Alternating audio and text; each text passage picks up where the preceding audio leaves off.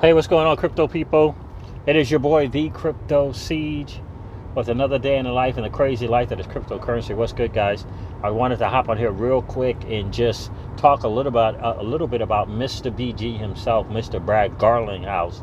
Don't you guys find it interesting that that not only is that Brad is getting interviews, and I know he's gotten interviews in the past, but the frequency now of these videos and these interviews, and the conversation and tone of these interviews, in my humble opinion, has changed. It used to be a little bit more combative and more, what's the word I want to say? I don't want to say demeaning, but you know, they were just kind of putting up with Brad. Now they're coming to Brad looking for answers to this problem, that is Libra coin, right? Facebook's Libra coin, and don't you guys find it interesting? Find it interesting that Brad, and I want you guys to get this, that Brad is these are his words. I agree with President Trump. I agree wholeheartedly with the Secretary Treasurer, Steve Mnuchin. Are you guys getting that? I agree that there's these. I agree wholeheartedly with their concerns. Ripple, since almost day one, has been working with the regulators and working within the regulatory framework. Now, I'm wondering, first of all, again, I just want you to get this. The people from Bitcoin can't say that. As genius and probably as nice as a guy as Vitalik Buterin is, he can't say that. The guy from Dan Larimer from EOS, or EOS, right? Smart, brilliant guy. I'm sure he could have some intelligent conversations with President Trump and or Steve Mnuchin, but he's not having them, right? You get that? I mean, even Brad said he had this conversation with Steve Mnuchin, right, about these concerns, like one-on-one conversations, right? But I just think it's interesting that that's like, to me, that's like a playbook. Okay, hey Brad, you're up. This is page 10. Here you go. You go do these interviews and agree and bring up the president. It's all laid out. I agree with the CEO of Ripple, this technology company, right? This tech company out of San Francisco that we all can see, we all can relate to, we all can bring up, we can all Google, who is this dude? Can't do that with Bitcoin. Can't do it. And not only that, who can be held accountable when necessary. Can be held accountable when necessary. Oh yeah, he is the guy behind. Oh yeah, he's the right. Their company put this product, this rapid product together, right? Why? Because we, as citizens, we can relate to a CEO who has a product, who has a staff, right? Who's got a staff. Okay, this is the business that they're in. Oh, okay, that's why my MoneyGram fee to move my money from the States to India is this price now. That dude is Brad. And can't you just listen to Brad? Brad said, Ripple from, I say almost day one. He says day one. Ripple has been working with, the regulators, working with the banks, not trying to get rid of the banks, working to, what do you say about the U.S. dollar? I don't see the U.S. dollar or banks going away anytime soon, right? So he's talking in the same language. He's walking to the same heartbeat, if you will, in rhythm with President Donald Trump and with Steve Mnuchin. You get that? And so in turn, what's going to happen is, can't you just hear President Trump saying, Ripple The company Ripple out of San Francisco, they've been working with us. They've been working in the guidelines. They have, and the XRP, it does this, and it saves U.S. citizens, saves Americans, right? All this money, because you don't have to have the fees that the banks used to have. Can't you just hear it? It's like it's a rollout of a game plan, and Ripple and XRP is all up in it. Oh, like unbelievable. When I heard him say that in both interviews, Brad Garlinghouse said it in both interviews. I agree with President Trump about his concerns. I agree with Steve Mnuchin with his concerns. Ripple has been working with the regulatory framework, within the regulatory framework. We've been working with regulators. We don't believe in trying to get rid of the banks and all that. You got to. I think the biggest thing, I believe, is that the vast majority of people, it's not the vast majority of people in the digital asset space necessarily,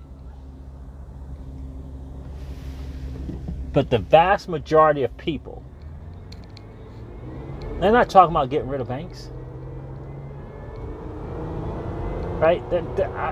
I'm not certain that they're concerned about being responsible for their own funds. They may not walk into a bank, but they want to, they want a checking account and a savings account. Like, the vast majority of people aren't talking about that. It's just a certain amount of people in the digital asset space that are talking about bypassing the banks. So Ripple's approach was very, very strategic, and in my humble opinion, was, kind of sold, if you will, to them. Hey, you kind of walk in line right here. This is kind of what happened. Oh, okay. So this thing can free up some Nostra Vostros account. Okay, that's interesting. So yeah, doesn't the central bank have all this massive? Okay, yeah. So this is okay, cool. If you take this step, if you take 3 steps forward, we'll take 2 steps. We'll take 3 steps forward. If you'll check this box, and check this box, then we'll check this box for you and check that box for you and tell you the box that you need to check next. It's a rollout, 100%. And I'm telling you, it's as clear as day that you can hear me doing this video. I can hear President Trump talking, mentioning out him and Steve Mnuchin, Ripple, and their digital asset, XRP, that is different from Bitcoin and all the other cryptocurrencies. I mean, you can hear it as clear as day. And here's the thing, they'll be able to say, listen, hope you guys get this. If Brad Kimes and Mickey B. Fresh and XRP Gringo and Crypto Eddie, I don't know if she said it, but I believe she knows it. If they can say that every transaction on the RippleNet is KYC, AML, and CFT, if they can say that, don't you think that President Trump knows that? Don't you think that can be a talking point for Steve Mnuchin? And then the opposite of that will be the concerns about Bitcoin and the concerns about Facebook's Libra. Can't you see that tug of war going on? Can't you see that debate taking place?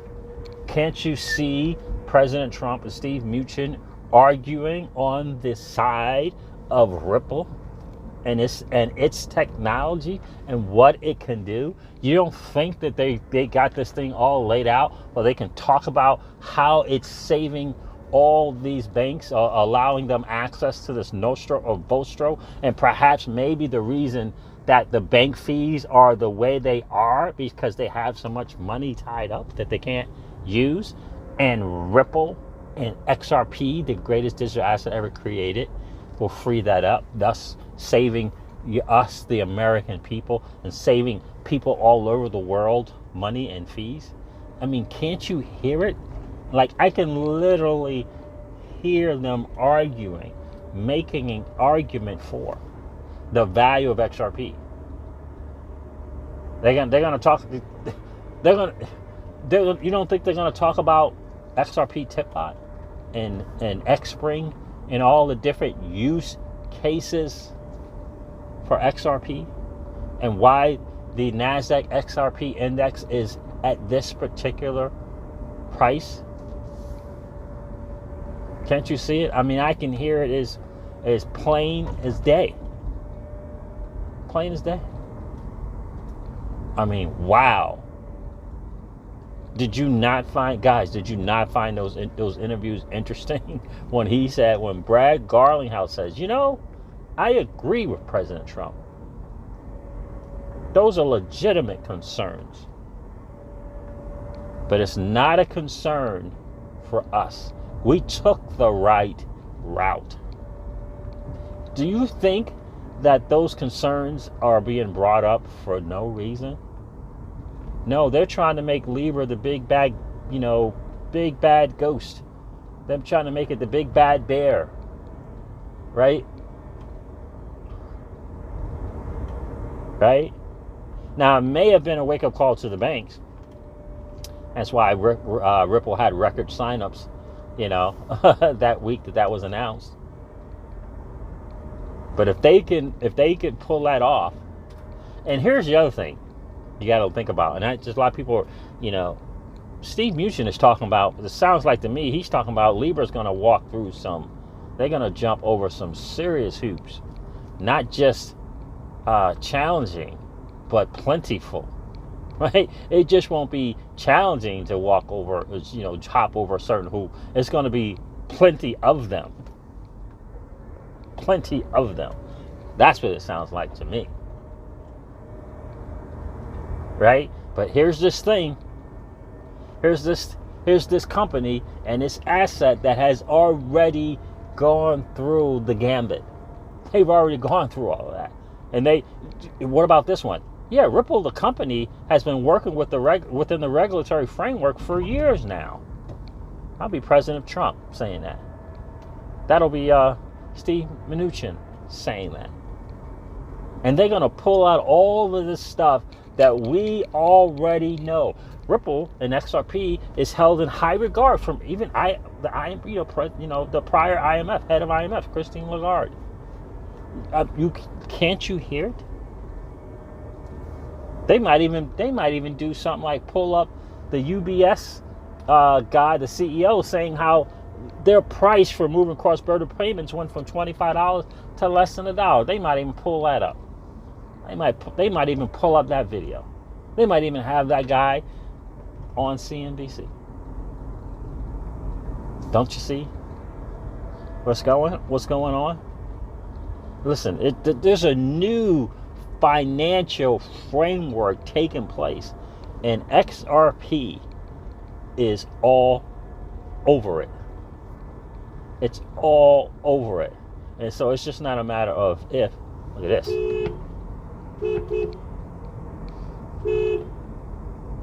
It's not just a matter of if, it's when. It's not a matter of if, it's when. It's great times, guys. I mean, I don't know. It is exciting times. Brad agreeing with President Trump and Steve Mnuchin.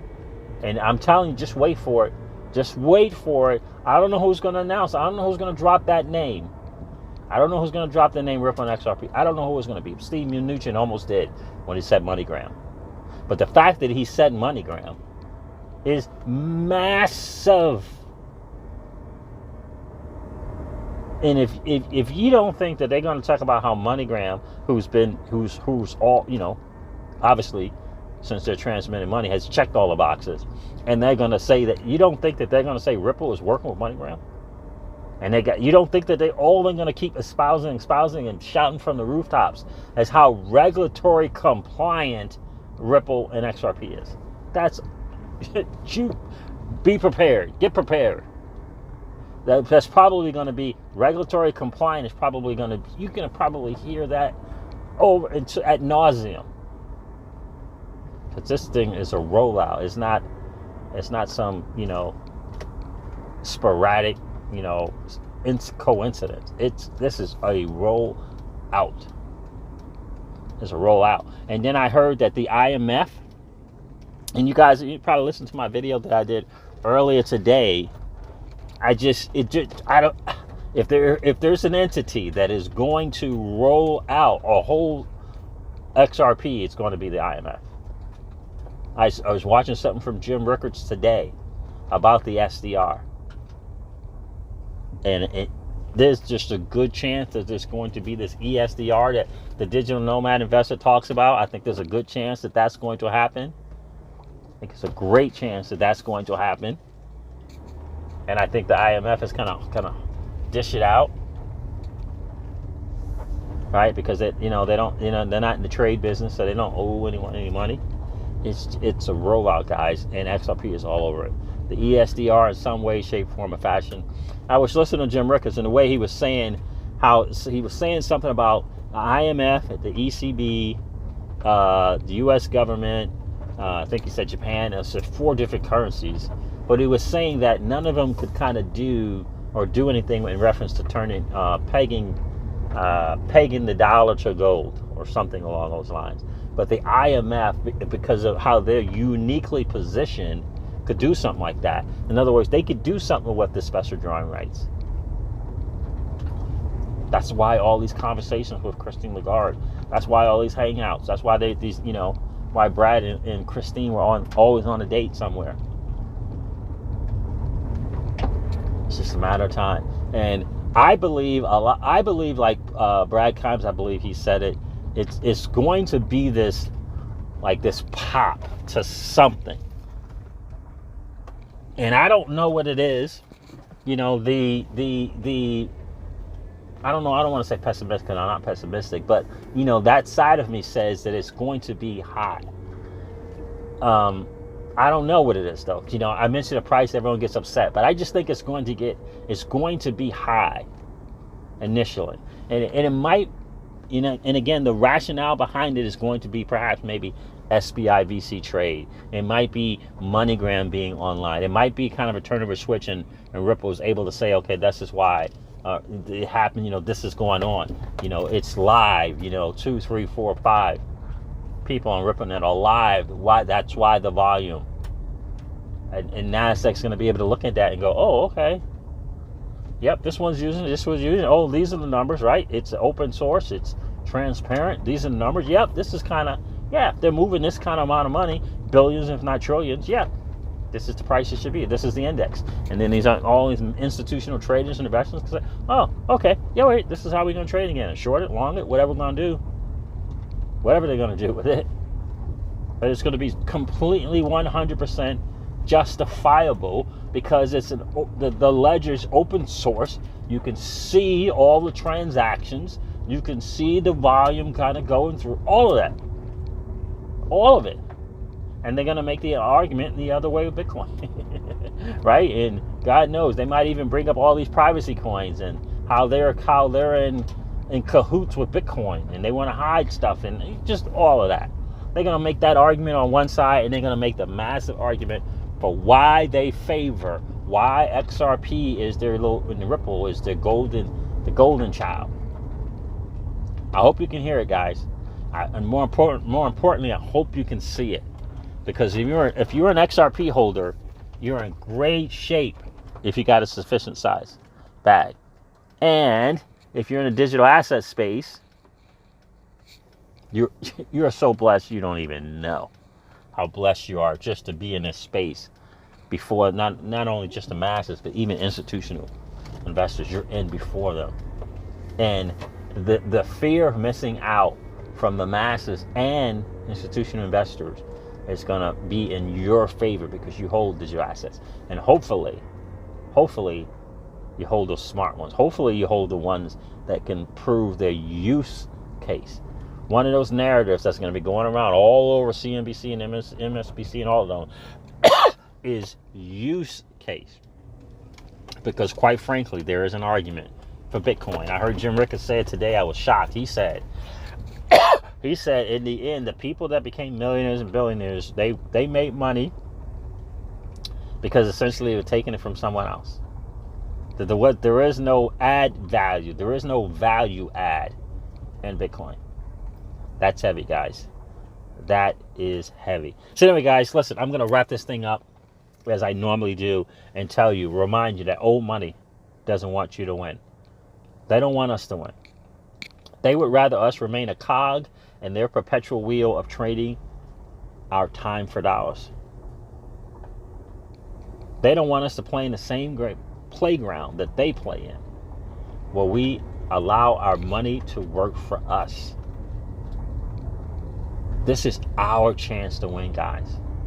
This is our chance to win. The digital asset space and this new asset class is your chance to win. We are in the midst of the greatest transfer of wealth in the history of man. Are you participating? Or are you standing on the sidelines? Here's what I do know. The battle for you has already been fought. And the victory is yours. Go get it. I'll talk to you soon, guys. See ya. Bye.